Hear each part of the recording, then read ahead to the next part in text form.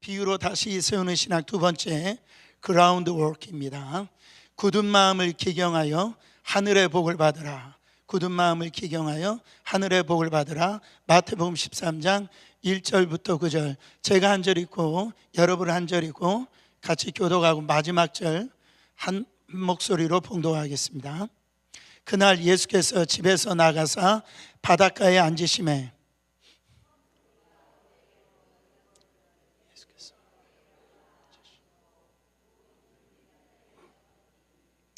예수께서 비유로 여러 가지를 그들에게 말씀하여 이르시되, 씨를 뿌리는 자가 뿌리러 나가서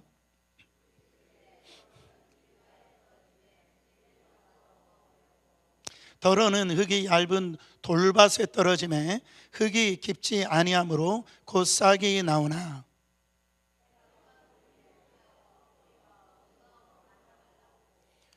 더러는 가시떨기 위에 떨어지매 가시가 자라서 기운을 막았고,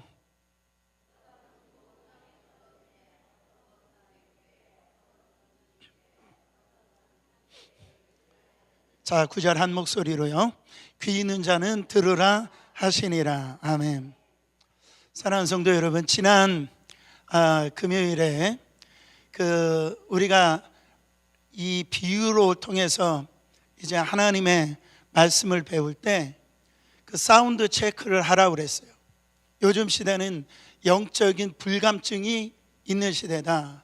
그래서 이 피리를 불어도 춤을 추지 않고 그렇게 애통을 해도 함께 마음을 아파하지 아니하는 이 시대를 바라보고 이 하늘의 주파수와 맞춰서 신앙생활하라고, 그것이 정말 주님께서 우리 가운데 다시 리빌, 신앙을 다시 세워야 되는 첫 번째 비유로 말씀드렸습니다. 여러분들의 주파수가 하나님과 지금 잘 맞춰져 있습니까? 여러분, 우리의 영적인 이 시그널이 하나님과 주파수가 잘 맞춰져야 돼요. 왜? 영은 눈에 안 보이는 겁니다. 그래야지 우리의 신앙이 병들지 않고 하나님과 똑같은 마음으로 우리가 신앙생활을 할 수 있다라는 거예요. 우리가 영적 문둥병자가 되면 안 된다라는 거예요. 근데 이 리빌, 이 두 번째 이 말씀에서 여러분 다시 우리가 신앙을 세워야 되는데, 올 한 해가 우리 교회는 매우 중요합니다. 이 성전 건축을 하고 있잖아요. 그러나 이 성전 건축을 하면서 건물만 새롭게 이렇게 세우는 것이 아니라 우리 영적으로도 이 잘 세워야 된다라는 거예요. 그래서 가장 중요한 건 뭐냐면, 여러분 바로 이 건물을 준비하면서 제가 알게 된 사실이 있는데, 이 건물 위로 올리는 것보다 이 땅, 바로 이 땅을 파고 다지는 것이 너무너무 중요하더라. 여러분, 아무리 멋진 설계도가 있고 아무리 좋은 재료가 있다 할지라도 이 땅이 부실하면은요, 그 건물은 사상 누각이라는 거예요. 여러분, 지금 이 맨하탄의 그 고층 건물이 그렇게 높게 올라갈 수 있는 게 뭡니까? 바로 그만큼 땅속 깊은 곳 안반까지 그렇게 기초를 박았기 때문에 그래요. 우리의 신앙의 기초가 너무너무 중요하다는, 오늘 이 씨 뿌리는 자의 이 비유에 있어서 이 농부는 하나님이 있어요. 밭은 바로 우리의 마음입니다. 마음인데, 농부가 밭을 바라볼 때 무엇을 생각할까요? 열매 맺는 것을 생각하겠죠.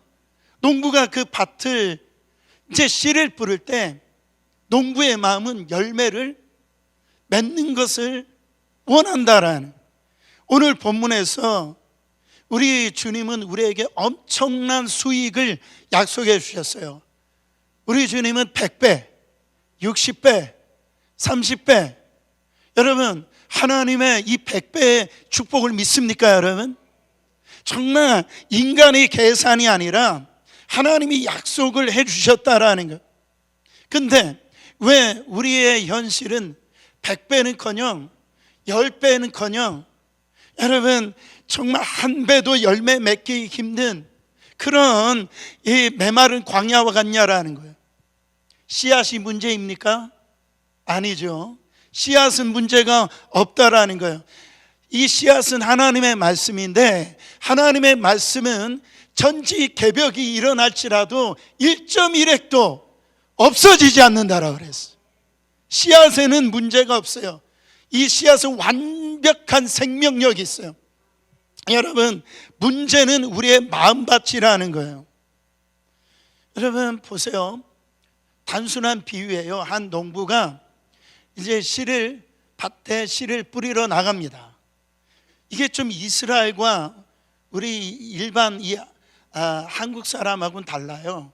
한국 사람들은 소로 해가지고 밭을 갖다 갈아 엎고 난 다음에 고랑을 만들어 놓고 거기다 씨를 뿌리잖아요.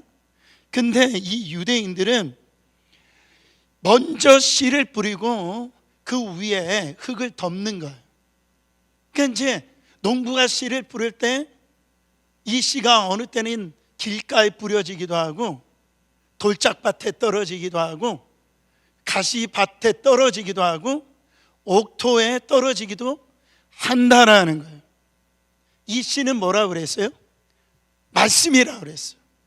복음이에요. 하나님께서 이 예수 그리스도를 통해서 이 말씀을 뿌리셨어요.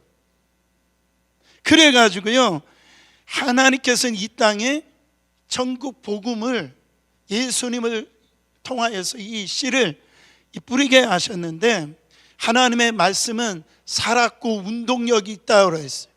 자위의 어떤 낯선 검보다도 예리하다라고 그랬어요. 여러분 하나님은요 지금도 이 뉴욕 땅에 우리 교회에 여러분의 가정에 끊임없이 하나님은 농부가 되어주셔서 씨를 뿌리고 있다라는 거예요. 예수를 막 뿌리고 있다라는 거예요. 복음을 뿌리고 있다라는 거예요. 그 씨가 뿌려질 때 오늘 말씀해 보면 엄청난 생명력이 일어난다라는 거예요. 저는 말씀의 우력을 믿습니다. 말씀이 제대로 뿌려지고 말씀에 제대로 반응하면은요 놀라운 일이 일어난다라는 거예요. 여러분 말씀을 통해서 완전히 변화되어 줄 수 있습니다. 이 설교자가 대단해서가 아니라 말씀의 능력으로 말미암아 그런 일이 일어난다라는 거예요. 사람의 마음에 말씀이 제대로 심어지면은요 위대한 역사가 일어나는 거예요. 기적이 일어나는 거예요. 우울증이 떠나가는 거예요. 여러분 병이 낫는 거예요. 모든 문제가 해결받는 거예요. 이 말씀의 위대한 역사가 있는 거예요. 이게 말씀의 생명력인데 근데요 이게 어느 곳에서는 이런 일이 일어나고 어느 곳에서는 이런 일이 오늘 말씀에 보면 일어나지 않는다라는. 왜 어디에서는 30배, 60배, 100배의 열매가 이런 역사가 일어나는가 하면은 어느 곳에서는 아무런 역사가 일어나지 않는다라는. 씨에 문제가 있다라고 말씀하고 있습니까? 씨에는 문제가 없어요.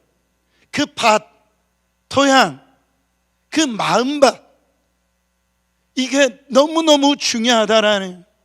저는요 목회하면서 참 안타까울 때가 있어요. 똑같은 시간입니다. 똑같은 예배당에서 똑같은 설교를 들어요. 근데 같은 복음을 듣는데 거기에 대한 반응이 다르다라는 거예요. 반응이. 사탄은 하나님의 말씀을 믿지 못하게 만듭니다. 우리 이거 아셔야 돼요. 자꾸 사탄은 우리에게 다른 씨를 뿌리는 거예요. 자, 사도행전 5장 33절 읽어보세요. 저희가 듣고 크게 노하여 사도들을 없이 하고자 할세. 사도행전 7장 54절 보세요. 저희가 이 말을 듣고 마음에 찔려 저를 향하여 이를 갈거늘.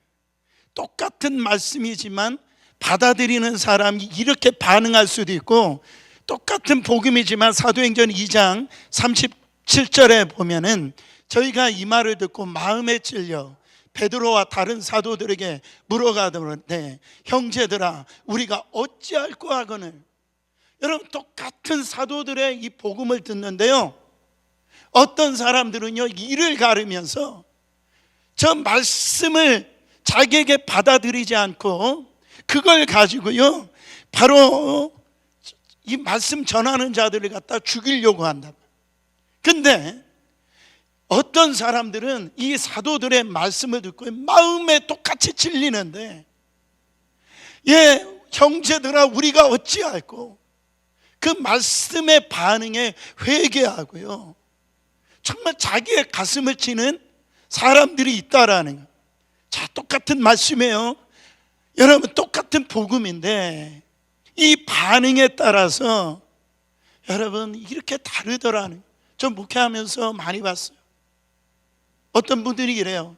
야, 저 말씀 목사님이 나를 치려고 말씀하고 계신데. 여러분, 말씀은요 이 공개적인 거예요. 누구를 치려고 말씀하는 게 아니라 성령님이 그분을 칠 수는 있죠. 목사가 그 사람을 치려고 말씀 전하는 게 아니에요. 그렇게 받아들인단 말이에요. 아, 이 말씀은 남편이 들어야 되는데. 여러분, 같은 말씀을 듣는데도 그게 자기에게 생명이 안 되는 거예요. 예수님의 진단은 냉정합니다. 마음의 문제라는 거예요. 마음의 문제. 오늘 예수님은 4가지 마음밭을 소개합니다. 우리 이 말씀 많이 들었어요. 특별히 예수님은 3가지 마음밭에 대해 있어서 안타까워하시는 걸 볼 수가 있어요. 저는 여러분들이 정말 옥토와 같은 밭이 되어서 여러분 안에 하나님의 말씀이 생명력이 되어지고 역사가 되어지고 기적이 되어지고 하나님이 축복이 되시기를 예수 그리스도 이름으로 축원합니다. 여러분, 첫째, 길가 밭이에요. 이거는 굳어진 마음을 의미합니다.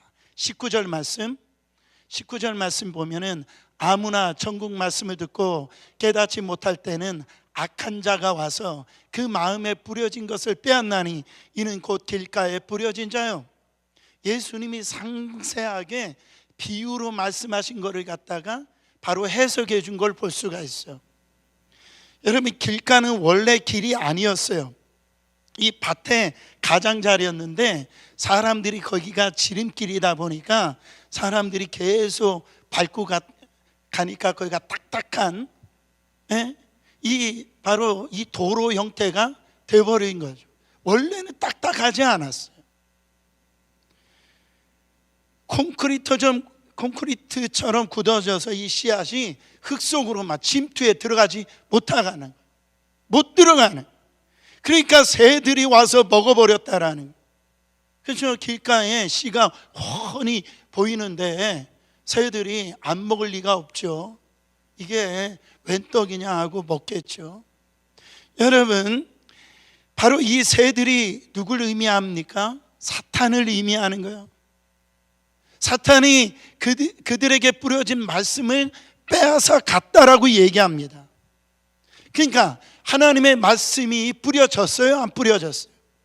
말씀이 뿌려졌는데 새가 그 씨를 쪼아 먹듯이 악한 사탄이 마음에 들어와서 하나님의 그 말씀을 바로 뿌리 내리지 못하도록 그렇게 악한 마귀가 여러분 그렇게 낚아채 버린다라는 거예요.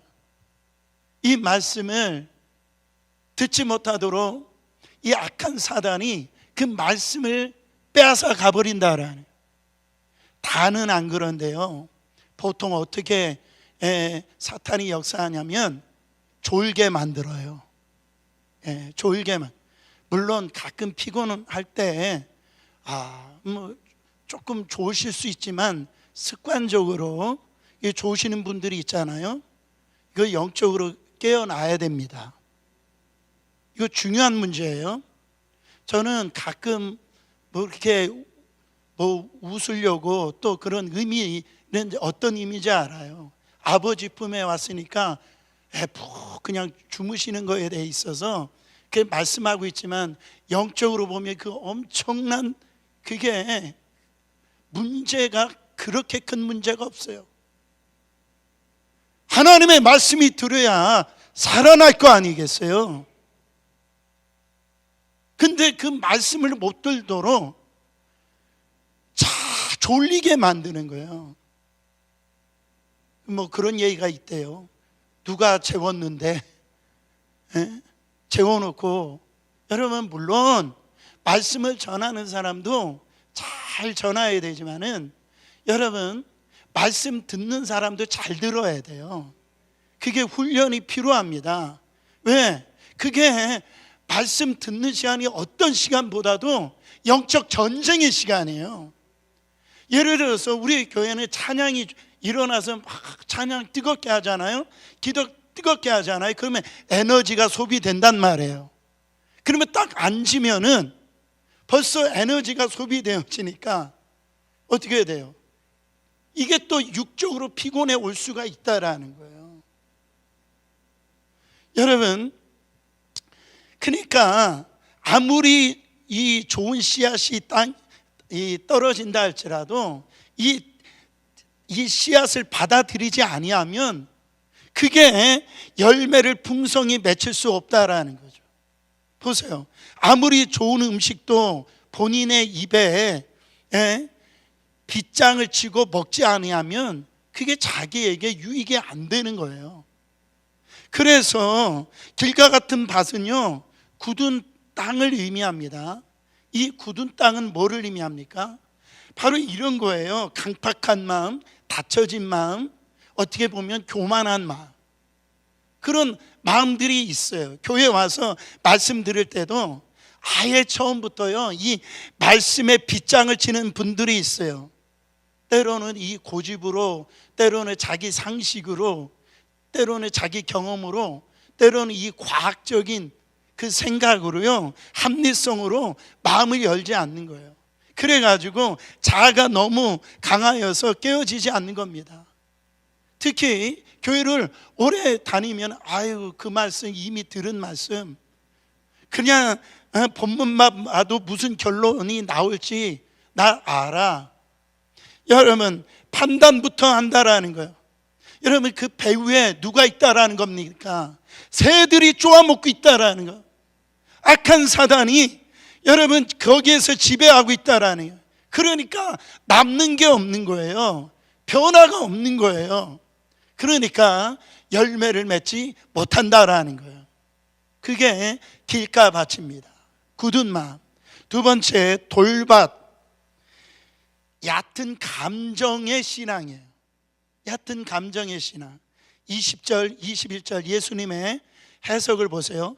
돌밭에 뿌려졌다는 것은 말씀을 듣고 즉시 기쁨으로 받되 그 속에 뿌리가 없어 잠시 견디다가 말씀으로 인하여 환난이나 박해가 일어나는 때는 곧 넘어지는 자요. 그렇게 예수님이 말씀하셨어요. 여러분, 성지순례 하신 분들은 아시겠지만은 이 팔레스타인 지역은 석회암 지대라 흙을 살짝 걷어내면은요 곧 안반이 나온다라는. 그러니까 겉으로 볼 때는 좋은 이 흙밭처럼 보이지만은 이 깊이가 얕다라는. 이 밭은 반응이 빠르다라는.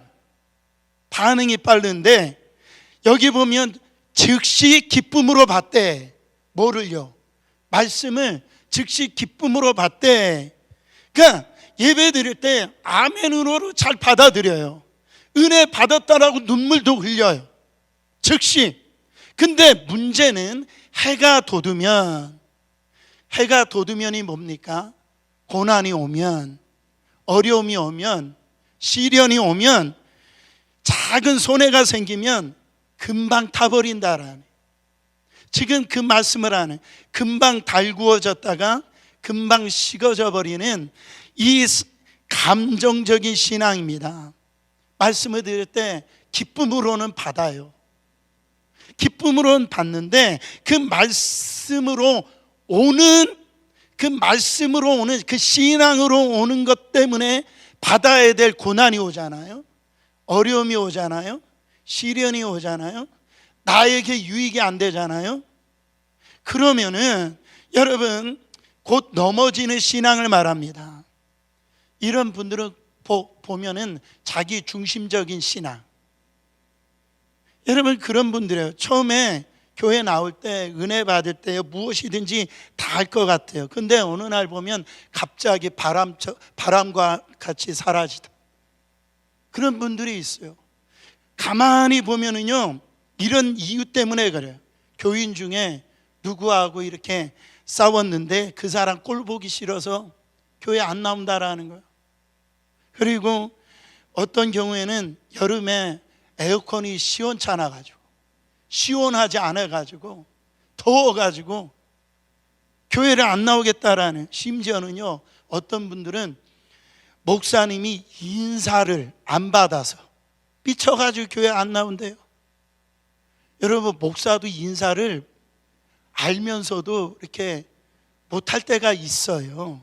여러분 만일 교회 때문에, 믿음 때문에, 하나님 때문에 뭔가가 손해보고 그런 생각이 들면 그 신앙생활을 이렇게 중단한다는, 이게 감정적인 신앙이요. 어느 때는 그냥 불받은 것 같아요. 근데 조금만 어려움이 오면, 조금만 내가 희생하려고 하면, 조금만 마음에 안 들면은요 어떻게 해버려요? 신앙을 갖다가 내어버리는 경우가 바로 이 돌밭과 같은 신앙이라는 거예요. 여러분 사계절 봄, 여름, 가을, 겨울이 있잖아요.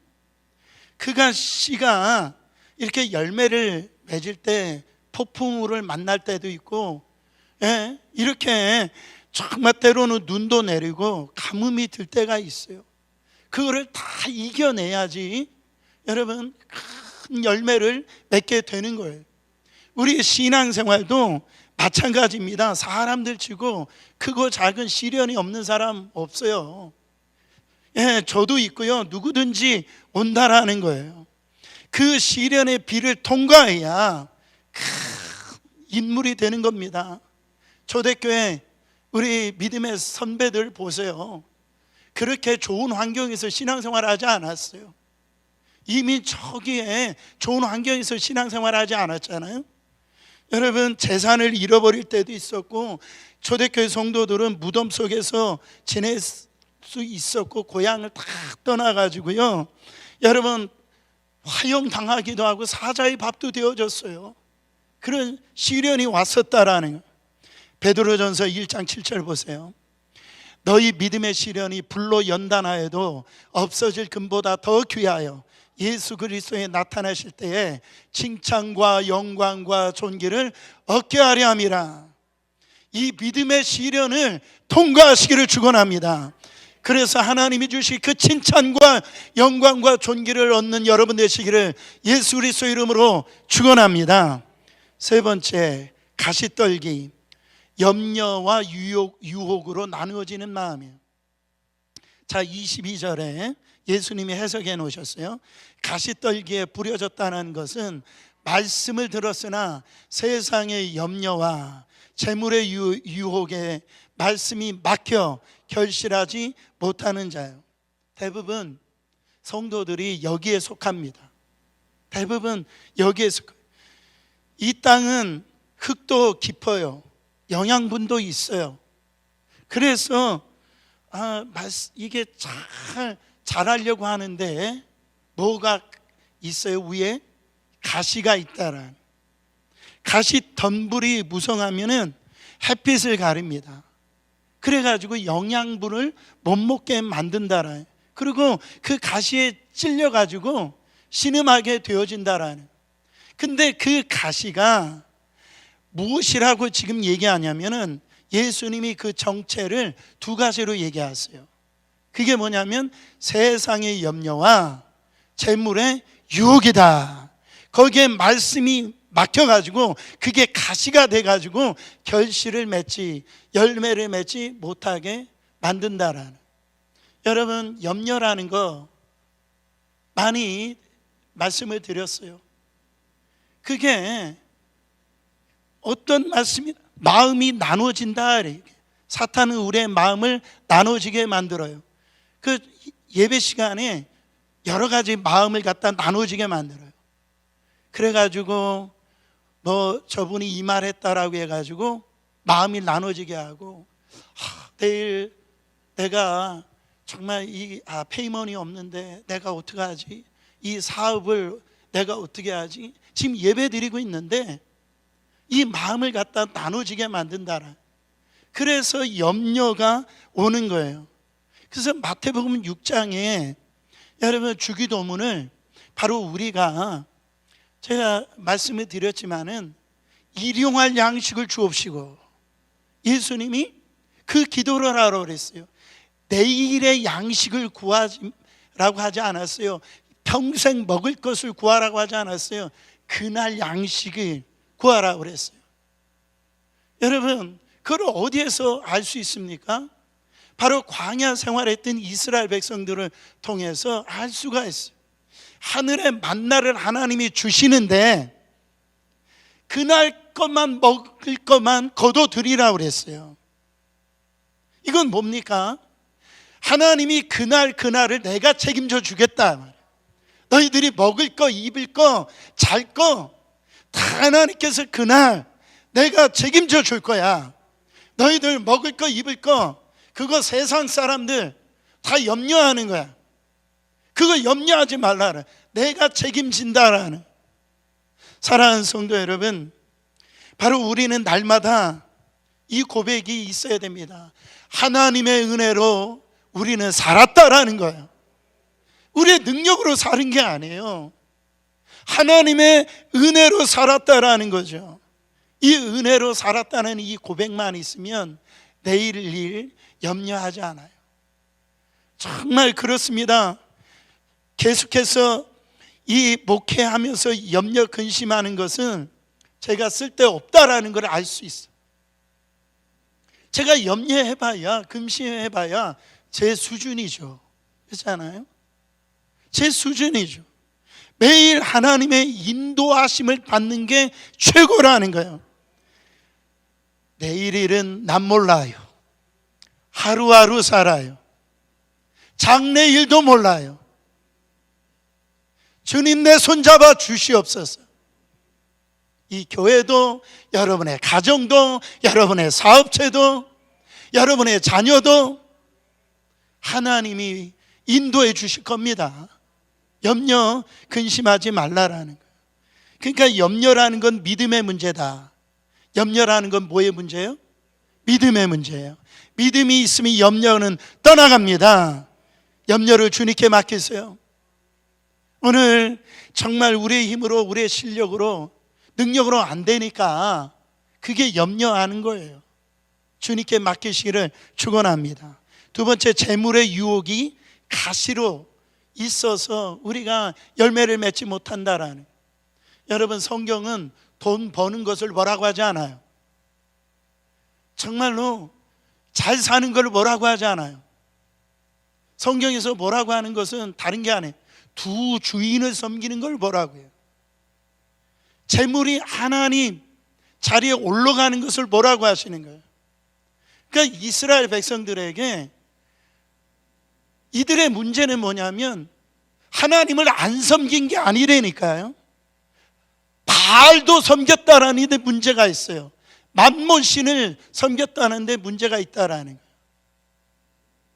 사랑하는 성도 여러분, 종교개혁자 마틴 루터가 그런 얘기를 했잖아요. 유명한 얘기했어요.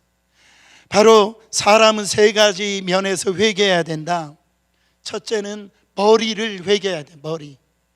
두 번째는 가슴을 회개해야 된다. 세 번째는 재물을 회개해야 된다. 재물을. 지갑의 회심이 필요하다라고 얘기했어. 가시떨기 같은 사람은요, 겉으로 보면은 신앙생활 잘하는 것 같아요. 근데 그 마음은 항상 하나님 말씀과 이 세상 일에 대해서 갈팡질팡하는 거죠. 여러분, 그 인물이 누굽니까? 바로 이 젊은 관원을 보면 알 수 있어요. 이 젊은 관원은 젊었을 때 그러니까 돈도 있었고 명예도 있었어요. 관원이라고 그러잖아요. 그러니까 어떻게 보면 성공한 사람이죠. 근데 참 감사하게도 영혼에 대한 관심도 있었어요. 그래가지고 예수님 앞에 나와서 선생님이요, 내가 어떻게 해야 영생을 얻을 수 있습니까? 얼마나 좋은 태도예요. 근데 예수님은 그 안에 있는 영적인 실체를 꿰뚫어 보시는 거예요. 네가 나를 따르려고 한다면, 네가 영생을 얻으려면 네가 가지고 있는 재물을 가난한 사람에게 나눠주라 그랬어. 근데 성경에 보니까 성경에 딱 집어가지고 그 젊은 관원의 재산이 많은 거로, 그러니까 그것 때문에, 그 재산 때문에 그 영혼의 구원을 받을 수 있는 절호의 찬스를 잃어버린 거예요. 어쩌면은요, 제가 생각할 때 가룟 유다가 그 예수님을 팔아버리고 제자로 삼으려고 제비 뽑게 했잖아요. 만약에 그 젊은 관원이 그때 예수님을 쫓았다고 한다면 저는 그 젊은 관원이 그 12 제자 안에 들어오지 말라라는 법은 없다라고 생각합니다. 그 절호의 찬스를 놓친 거예요. 무엇 때문에? 재물 때문에. 사랑하는 성도 여러분, 정말 하나님과 재물을 여러분 비교하지 마세요. 정말 주님 앞에 그거 다 주님께서 주신 거잖아요. 그 주님께서 주신 거를 향해서 그 하나님을 향한 마음을 빼앗겨 버리고 그게 가시가 돼서 그게 열매를 못 맺는 거예요. 오늘 이 사도 바울이 빌립보서 4장 11절부터 13절에 귀한 고백을 합니다. 내가 궁핍함으로 말하는 것이 아니라 어떠한 형편에서든지 내가 자족하기를 배웠노니 내가 비천에 처할 줄도 알고 풍부에 처할 줄도 알아. 모든 일에 배부르며 배고픔과 풍부와 궁핍에도 일체의 비결을 배우노라. 13절 내게 능력 주시는 자 안에서 내가 모든 것을 할 수 있느니라. 그래서 오늘 좋은 밭이 저와 여러분이 될 줄 믿습니다. 좋은 밭은 23절에 보니까 말씀을 듣고 깨닫는 자라고 그랬어. 여러분, 말씀을 듣고 깨닫는 자는 바로 원어적으로 보면 말씀과 내 삶이 하나 되어 합쳐진 자. 말씀과 내가 하나 되어 합쳐진 자 의미예요. 여러분, 찰스 스펀절 목사님은 이런 명언을 남겼어요. 어떤 이들은 성경을 읽지만 진짜 성도는 성경이 자신을 읽게 한다. 잘 들어보세요. 어떤 이들은 성경을 읽지만 진짜 성도는 성경이 자신을 읽게 한다. 그러니까 말씀으로 하나가 된 거예요. 여러분, 오늘 우리는 다시 우리의 신앙을 다시 세워야 될 줄 믿습니다. 오늘 우리 안에 이 하나님의 말씀, 복음이 우리 안에 떨어졌을 때 정말 우리는 어떻게 이 말씀이 우리 안에 이 밭을 통하여서 역사가 일어나는데, 오늘 우리 안에 이 묵은 이 심령을 우리의 힘으로, 우리의 능력으로, 여러분, 이 묵은 땅을 기경할 수가 없어요. 이 묵은 땅을 기경하라고 그랬는데 오늘 이 성령님이 우리의 심령을 완전히 뒤집어 놓으셔야 돼요. 완전히 우리의 마음밭을 갖다가 뒤집어 놓아야 돼요. 여러분의 고집, 여러분의 아집, 내 안에 있는 내 자아 완전히 뒤집어 놔야 돼요. 그래야 열매가 맺혀지는 겁니다. 오늘 우리 주님 앞에 돌아가길 원합니다. 내 마음이 온전히 주님 앞에 돌아가길 원합니다. 여호와께로 돌아가서 여러분 다시 한 번 더 우리의 삶 가운데 우리의 신앙을 통해서 엄청난 하나님의 역사가 나타나고 열매가 나타나는 저와 여러분 되시기를 예수 그리스도 이름으로 축원합니다.